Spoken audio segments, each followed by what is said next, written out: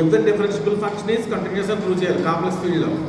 But first F from G to C అనేది differentiable function తీసుకున్నట్టు A is a complex number. ఇప్పుడు మనం ఏం చెప్పాలంటే prove that F is continuous at A చెప్పాలి. Differentiable at a point A అనేది అయితే continuous at a point A చెప్పాలి. First by process F is differentiable at A.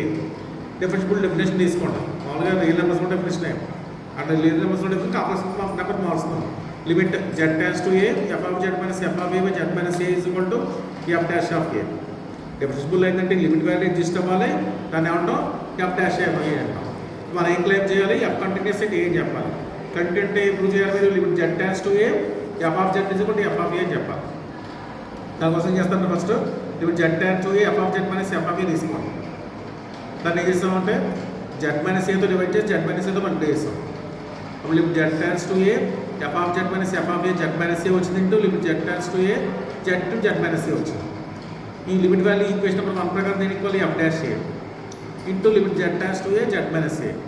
Z plus కూడా A substitution చేసేయండి. ఎంత వస్తుంది ఇక్కడ ఏ మైనస్ ఏ వస్తుంది. ఇది ఏ కదా, ఇది ఏ మైనస్ ఏ. ఏ మైనస్ ఏ వాల్యూ ఎంత అవుతుంది మనకి 0. అంటే ఎఫ్ ఆఫ్ ఏ ఇంటూ 0 వచ్చింది.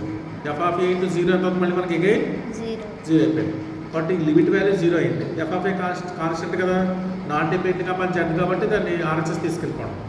Limit Z dash to F of Z F of A వచ్చింది. That means F is continuous at A. అర్థమైందా? వచ్చేయండి.